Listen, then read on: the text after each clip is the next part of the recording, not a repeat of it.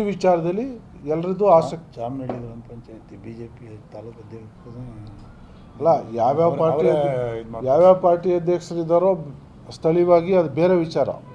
ಬೇರೆ ಬೇರೆ ಬೆಂಬಲಿತ ಅಭ್ಯರ್ಥಿಗಳು ಗೆದ್ದಿರ್ತಾರೆ ಪಂಚಾಯತಿಗಳಲ್ಲಿ.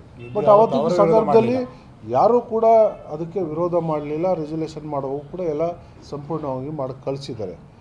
ಅಲ್ಲೇನೋ ಅವೈಜ್ಞಾನಿಕವಾಗಿ ಮಾಡಿಬಿಟ್ಟಿದ್ದಾರೆ ಅಂತ ಅಪಪ್ರಚಾರ ಮಾಡ್ತಾರೆ.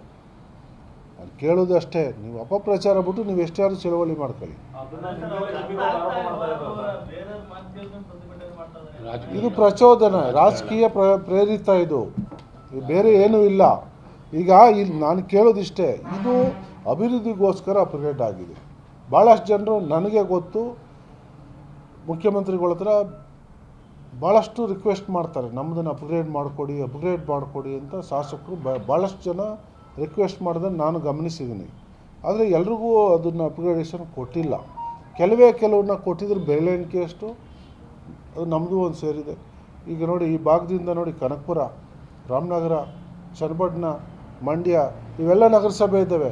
ಮದ್ದೂರು ನಗರಸಭೆ ಆಗ್ಬಿಟ್ಟಿದ್ರಿಂದ ಏನು ಯಾರ್ದು ಈಗ ಅಲ್ಲೆಲ್ಲ ಪಾಪ ರೈತರಿಗೆ ಜಮೀನು ಯಾರೋ ಹೊತ್ಕೊಂಡು ಹೋಗ್ಬಿಟ್ರಾ, ಅಥವಾ ರೈತರಿಗೆ ಜಮೀನು ಬೆಳೀತಾ ಇಲ್ವಾ, ಅವರೇನು ಕೃಷಿ ಮಾಡ್ತಾ ಇಲ್ವಾ? ಯಾಕೆ ಅನುದಾನ ಅಲ್ಲ ಸ್ವಾಮಿ, ರಿಯಲ್ ಎಸ್ಟೇಟಲ್ಲಿ ಗೆದ್ಲಿಗೆರಲ್ಲಿ ಏನು ಬೆಲೆ ಇದೆ ಜಮೀನಿಗೆ? ಬೆಂಗಳೂರಲ್ಲಿ ಏನು ಬೆಲೆ ಇದೆ, ಬಾಂಬೆಲಿ ಏನು ಬೆಲೆ ಇದೆ? ನಾನು ಇಲ್ಲಿ ಹುಟ್ಟು ಬೆಳೆದವನಾದರೂ ಕೂಡ ನಮ್ಮ ಉದ್ಯಮ ಏನಿದ್ರು ಹೊರಗಡೆ ಉದ್ಯಮನೇ ಮಾಡಿ ಸಂಪಾದನೆ ಮಾಡಿ, ನಾನು ಯಾಕಿಲ್ಲ 5 ದಿವಸ ವಾರದಲ್ಲಿ ಟೈಮ್ ವೇಸ್ಟ್ ಮಾಡಿಕೊಂಡು ಬೆಳಗ್ಗೆಯಿಂದ ನೂರಾರು ಜನನ ಭೇಟಿ ಮಾಡಿಕೊಂಡು ಅವ್ರ ಸಂಕಷ್ಟ ಕೇಳಿಕೊಂಡು ಎಲ್ಲೆಲ್ಲಿ ಸಮಸ್ಯೆ ಇದೆ ಅಂತ ಅಧಿಕಾರಿಗಳ ಜೊತೆ ಚರ್ಚೆ ಮಾಡಿಕೊಂಡು ಇಷ್ಟೆಲ್ಲ ನೀರು ಕುಡಿಯೋ ಅಗತ್ಯ ಏನಿದೆ? ಸಿಂಪಲಾಗಿ ಹೋಗಿ ನಾನು ಗೆದ್ದಾಯಿತು, ಅದನ್ನೇನು ನನ್ನ ಶಾಸಕತ್ವ ಯಾರು ಕಿತ್ಕೋಕ್ಕಾಗಲ್ಲ. ನನ್ನ ಪಾಡೋದು ನಾನು ಹಿಂದೆ ನನ್ನ ಬಗ್ಗೆ ಹೇಳ್ತಾಯಿದ್ರು, ಅವರೆಲ್ಲ ಇರೋಲ್ಲ, ಓಡೋಗ್ತಾರೆ, ಬೆಂಗಳೂರಿಗೆ ಹೋಗ್ಬಿಡ್ತಾರೆ, ಅವರೆಲ್ಲ ಫಾರಿನಲ್ಲಿ ಓಡಾಡ್ಕೊಂಡಿರೋರು ಅಂತೆಲ್ಲ ಜನರಿಗೆ ಅಪಪ್ರಚಾರ ಹಿಂದೆನೂ ಕೂಡ ಮಾಡಿದರು. ಆದರೆ ನಾವು ಆ ಕೆಲಸ ಮಾಡಲಿಲ್ವಲ್ಲ. ಜನರಿಗೆ ನಿರೀಕ್ಷೆಗೆ ನಾವು ಇಲ್ಲಿ ಜನರ ಜೊತೆ ಇದ್ಕೊಂಡು ಅವ್ರ ಕಷ್ಟ ತಿಳ್ಕೊಂಡು ನಾವು ಕೆಲಸ ಮಾಡ್ತಾಯಿದ್ದೀವಿ. ಬಟ್ ಏನಂದರೆ ಈಗ ಒಂದೇ ಉದ್ದೇಶ, ಇಷ್ಟೊಂದು ಅನುದಾನ ಬಂದ್ಬಿಡ್ತು, ಇವನು ಇಷ್ಟೊಂದು ಕೆಲಸ ಮಾಡಿಬಿಡ್ತಾವನೆ, ಹೊಸ್ದಾಗಿ ಬಂದವನು, ಇವನಿಗೇನೂ ಗೊತ್ತಿಲ್ಲ ಅಂತ ನಾವು ಇವನ ಬಗ್ಗೆ ನಾವು ಅಪಪ್ರಚಾರ ಮಾಡಿದ್ದೋ, ಇಷ್ಟೆಲ್ಲ ಮಾಡ್ತಾನೆ, ಇವನ ಮೇಲೆ ಏನಾದ್ರು ಕಪ್ಪು ಚುಕ್ಕೆತ್ತು ಕೂರಿಸ್ಬೇಕು, ಇವನ ಮೇಲೆ ಗೂಬೆ ಕೂರಿಸ್ಬೇಕು ಅನ್ನೋದು ರಾಜಕೀಯದ ಹುನ್ನಾರ. ಯಾವುದು ಬೇಡಿಕೆ? ಹಾಂ ಹಾಂ ಹೌದು. ಹೀಗಿದ್ದಾಗ ಹೋರಾಟ ಮಾಡುವಂತ ಅವಶ್ಯಕತೆ ಇರಲ್ಲ, ಅಥವಾ ಬೇಡಿಕೆ ಏನಾದರೂ ಬೇರೆ ತರ ಏನಾದರೂ ಇದೆಯಾ ಏನು? ಅದನ್ನು ನೀವು ಅವ್ರನ್ನೇ ಕೇಳಬೇಕು. ಯಾಕೆಂದರೆ ನನ್ನ ಹತ್ರ ಚರ್ಚೆಗೆ ಬಂದಿದ್ರೆ ನಾನು ನಿಜವಾಗ್ಲೂ ಎಲ್ಲನೂ ಕೇಳ್ತಿದ್ದೆ, ವೈಯಕ್ತಿಕವಾಗಿ ನಾನು ಕೇಳ್ತಿದ್ದೆ. ಬಟ್ ನಮ್ಮ ಹತ್ರ ಅವ್ರ ಚರ್ಚೆಗೆ ಬಂದಿಲ್ಲ, ಇವತ್ತುವರೆಗೂ ನನ್ನ ಜೊತೆ ಮಾತುಕತೆ ಮಾಡಲಿಲ್ಲ.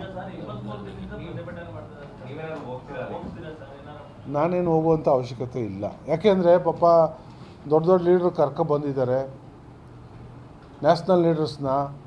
ಅವರೆಲ್ಲ ಪಾಪ ಅವ್ರನ್ನ ಪ್ರಾಬ್ಲಮ್ನ ಸರಿ ಮಾಡಿಕೊಡ್ತಾರೆ. ಅವರು ಪ್ರಾಬ್ಲಮ್ನ ಸರಿ ಮಾಡಿಕೊಡ್ತೀವಿ ಮಾತಾಡುವ ಅನ್ನುವಂಥ ಮಾತಾಡಲೇ ನೀವು ಪ್ರತಿಭಟನೆ ಬಿಡಬೇಡ್ರಿ, ನೀವು ಮಾಡಿ, ನಿಮ್ಗೇನು ಬೇಕು ನಾವು ಸಪೋರ್ಟ್ ಮಾಡ್ತೀವಿ ಅಂತಾರೆ. ಅಂದರೆ ನಮ್ಮ ವಿರುದ್ಧ ಏನಾರು ಒಂದು ಚಟುವಟಿಕೆ ನಡಿಬೇಕು, ಟಾರ್ಗೆಟು ನಾನು ಅವ್ರಿಗೆ ಸಹಿಸ್ಕೋಕ್ಕಾಗ್ತಾಯಿಲ್ಲ. ಇಲ್ಲಿ ಆಗ್ತದೆ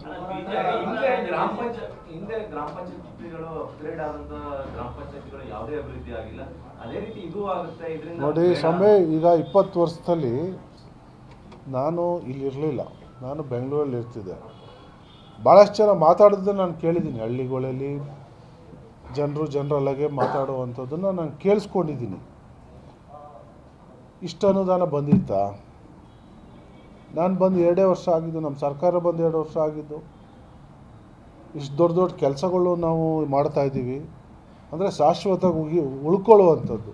ಕೆಮ್ಮಣ್ಣು ನಾಲೆ 16-17 ಹಳ್ಳಿಗೆ ನೀರು ಅರ್ಧ ಭಾಗಕ್ಕೆ ಹೋಗ್ತಿರಲಿಲ್ಲ ಬಿಡಿ ನೀರು. ಇವರೆಲ್ಲ ಫಲಾನುಭವಿಗಳು ಇದ್ದಾರೆ, ಕೇಳಿ, ಇವ್ರಿಗಂತೂ ಹೋಗ್ತಾನೆ ಇರಲಿಲ್ಲ ನೀರು. 40 ವರ್ಷ ಮೇಲಾಯಿತು, ನೀರೇ ಹೋಗಿಲ್ಲ ನಾಲೆಯಲ್ಲಿ. ಇಲ್ಲೆಲ್ಲೋ ಅರ್ಧಕ್ಕೆ ಇಲ್ಲೆಲ್ಲೋ ಬಂದು ನಮ್ಮ ನಗರಕೆರೆ ತಲುಪ್ತಿತ್ತೋ ಏನೋ ಗೊತ್ತಿಲ್ಲ, ಮೋಸ್ಟ್ಲಿ ಮುಂದಕ್ಕೆ ಹೋಗ್ತಾನೆ ಇರಲಿಲ್ಲ. ಈಗ ಹಿಂದೆ ಇದ್ದವರು ಪಾಪ ರೈತರ ಮಕ್ಕಳು ಅವು ಇವು ಏನೇನೋ ಬಾಬಾ ನಾನು ಕೇಳಿಸ್ಕೊಂಡಿದ್ದೀನಿ. ಆ ಕಾಲದಲ್ಲೆಲ್ಲ ಮಾಡ್ಬೋದಾಯ್ತಲ್ಲ, ಯಾಕೆ ಮಾಡಿಲ್ಲ? 100 ಕೋಟಿಗಿನ್ನ ಹೆಚ್ಚು ವೆಚ್ಚದಲ್ಲಿ ನಾವು ನಾಳಿನ ಈಗೇನು ಆಲ್ಮೋಸ್ಟ್ ಆಲ್ ಇನ್ನೊಂದು ಒಂದೂವರೆ ತಿಂಗಳಲ್ಲಿ ಮುಗಿತಾ ಬಂತು. ಇದನ್ನೆಲ್ಲ ಯಾಕೆ ಮಾಡಲಿಲ್ಲ? ಸೂಳೆಕೆರೆ ಭಾಳಷ್ಟು ವರ್ಷದ ಬೇಡಿಕೆ.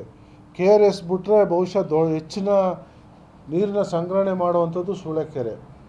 300 ಚಿಲ್ಲರೆ ಎಕರೆ ನಮ್ಮ ಅಧಿಕಾರಿಗಳು ತೆರವುಗೊಳಿಸಿದ್ದಾರೆ. 300 ಚಿಲ್ಲರೆ ಎಕರೆನ ಒತ್ತುವರಿನ ತೆರವುಗೊಳಿಸಿದ್ದಾರೆ. ಈಗ 18ನೇ ತಾರೀಕು ಅದನ್ನು ಕೂಡ ನಾವು ಕಾಮಗಾರಿನ ಚಾಲನೆ ಮಾಡ್ತಾಯಿದ್ದೀವಿ. ಏನು ಈಗ ನೀರು ಹಿಡಿಸ್ತಾ ಇತ್ತು 3 to 4 ಟೈಮ್ಸ್ ನೀರು ಹಿಡಿಸುತ್ತೆ ಈಗ ಅಭಿವೃದ್ಧಿ ಮಾಡಿದ ನಂತರ. ಇಡೀ ವರ್ಷ ಇಡೀ ರೈತರಿಗೆ ನೀರು ಶಾಶ್ವತವಾಗಿ ನೀರು ದೊರಕ್ತದೆ. ಮತ್ತು ಅಕ್ಕಪಕ್ಕ ಎಲ್ಲ ಬೋರ್ವೆಲ್ಗಳು ಅಂತರ್ಜಲ ವೃದ್ಧಿಯಾಗಿ ಯಾವತ್ತೂ ನೀರಿಗೆ ಸಮಸ್ಯೆ ಬಹುಶಃ ಬರಲ್ಲ. ಅದ್ರ ಕೆಳಗಡೆ ಅಚ್ಚುಕಟ್ಟು ಪ್ರದೇಶಕ್ಕೆ ಬಾಕ್ಸ್ ಡ್ರೈನ್ಸು, ತೂಬುಗಳು ಇವೆಲ್ಲ ರಿಪೇರಿ ಮಾಡಲಿಕ್ಕೆ 48 ಕೋಟಿ ವೆಚ್ಚದಲ್ಲಿ ಅದನ್ನು ಕೂಡ ಕಾಮಗಾರಿನ ನಾವು ಚಾಲನೆ ಮಾಡ್ತಾಯಿದ್ದೀವಿ. ಈಗ ಅವರು ನಗರಸಭೆ ಆಗೋದ್ರಿಂದ ಅನಾನುಕೂಲಗಳ ಪಟ್ಟಿಗಳನ್ನ ಹೇಳ್ತಾರೆ ಸರ್. ಅನುಕೂಲ ಆಗುವಂಥದ್ದು ಏನಿದೆ ಸರ್ ನಿಮ್ಮ ಪ್ರಕಾರ? ಅಲ್ಲ, ಅನಾನುಕೂಲ ಏನಂತ ಹೇಳಿ, ಅಲ್ಲ ಗ್ರಾಮೀಣ ಭಾಗ ಸಿಗುವಂತ ಅನುದಾನಗಳು ಸಿಗಲ್ಲ. ಮುಖ್ಯವಾಗಿ ಮಕ್ಕಳಿಗೆ ಹೋಗುತ್ತೆ ಅನ್ನೋದೊಂದು ಅವ್ರದ್ದು.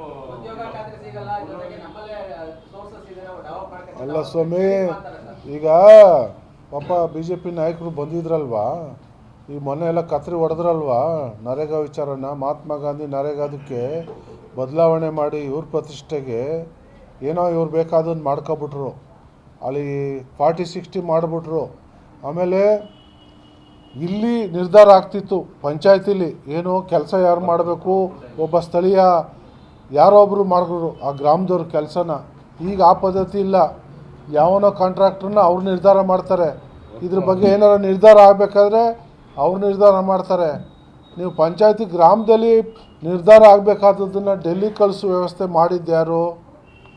ಇದೇ BJP ಸರ್ಕಾರದವರು. ಅದೇ ನಾಯಕರನ್ನ ಅವರು ಆ ಕ್ವಶನ್ನೇ ಕೇಳಲಿಲ್ಲ. ಅವರು ಪಂಚಾಯತಿ ಬಗ್ಗೆ ಅರಿವಿದ್ದರೆ, ಅವ್ರಿಗೆ ಕಾಳಜಿ ಇದ್ದರೆ ಇತ್ತೀಚೆಗೆ ಆದಂಥ ಬೆಳವಣಿಗೆ ಬಗ್ಗೆ ಅದ್ರ ಬಗ್ಗೆ ಕ್ವಶನ್ನೇ ಮಾಡಲಿಲ್ಲ ಅವರು.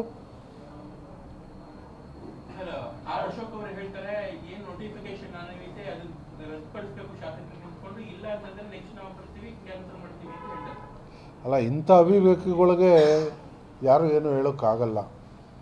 ವಿರೋಧ ಪಕ್ಷದ ನಾಯಕ ನಾನು 5 ಬಾರಿ ಮಂತ್ರಿ 7 ಬಾರಿ ಗೆದ್ದಿದ್ದೀನಿ ಅಂತಾರೆ.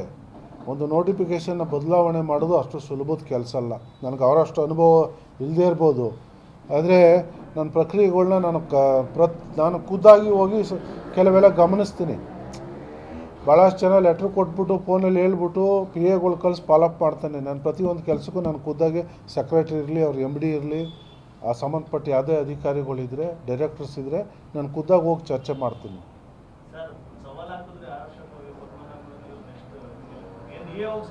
ನಾನು ಸ್ಪರ್ಧೆ ಮಾಡಲ್ಲ, ಚುನಾವಣೆ ಮಾಡ್ತೀವಿ.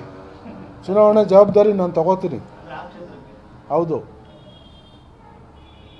ಈಗ 4 ಗ್ರಾಮ ಪಂಚಾಯತಿಗಳಿಗೆ ಸೇರ್ಪಡೆ ಆಗಿವೆ, 8 ಗ್ರಾಮಗಳಷ್ಟು ಸೇರ್ಪಡೆ ಆಗಿವೆ, ಇನ್ನೊಂದಷ್ಟು ಗ್ರಾಮಗಳು ಸೇರ್ಪಡೆ.